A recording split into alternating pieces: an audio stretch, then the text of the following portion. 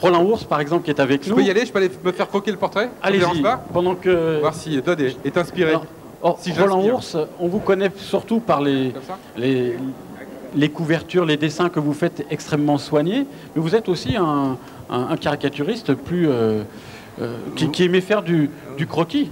Oui, qui aime faire du croquis, mais c'est vrai que ma spécialité est plus un travail d'atelier et assez long mais minutieux.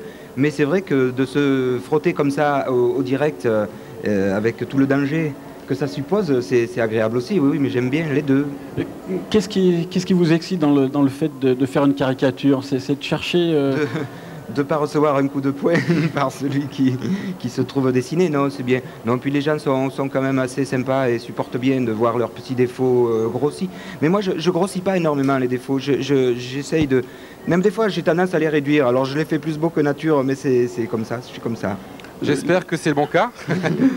Dodd est inspiré, Bruno, rassurez-moi tout de suite. Ah oui, je crois que Dodd a... Moi, je vois dans le retour. Il cherche... Dodd n'a pas de micro là aussi.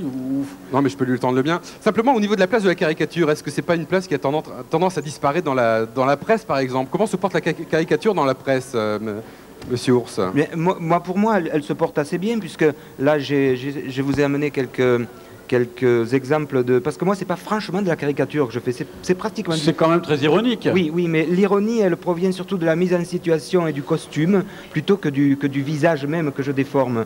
Hein, c'est un autre biais d'arriver à dire ce qu'on a à faire passer le message.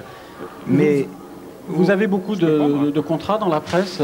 Disons que là... Vous sentez une différence? Les rédactions vous demandent toujours autant? Oui, non, mais moi, je suis pas tellement en attente d'une demande, puisque je fais des dessins et je les propose. Et bon, c'est vrai que la plupart du temps, j'ai cette chance qu'ils soient acceptés, mais les demandes sont très très rares, et très très peu de dessinateurs travaillent à la commande. Voilà. Est-ce que vous faites partie du mouvement de la caricature en milieu scolaire? C'est intéressant comme démarche. Non, mais à chaque fois que j'ai eu l'occasion de participer dans des classes à présenter mon travail, mes dessins, c'est super intéressant et les élèves sont vraiment attentifs. Quelles sont les questions qu'ils vous posent la plupart du temps? Combien c'est payé? Combien c'est payé? Est-ce qu'on peut bien gagner sa vie en étant caricaturiste? Justement, combien c'est payé? Non, mais moi j'ai la chance d'en vivre normalement, moyennement. Non, il faut pas penser faire fortune avec ça. Mais en vivre on peut, c'est ce qu'il faut leur dire, que c'est un métier, que ça peut être. Il y a des écoles? Il y a des écoles, non pas vraiment. Enfin moi je sais que j'ai fait les beaux-arts comme beaucoup de dessinateurs, mais je crois qu'il existe une école de la caricature, mais je ne saurais pas vous dire où c'est, mais ça existe, oui. D'accord. Mais en tout cas ils ont une place très importante parce que très souvent leurs dessins ce sont les premiers regardés. Et puis, il résume très souvent l'actualité avec beaucoup d'acuité.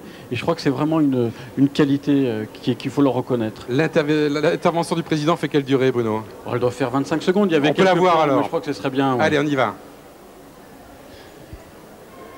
Et ce qui était intéressant, c'était de faire voir que la soupe ou le produit, entre guillemets, pour lequel le dessinateur est connu, n'est pas forcément...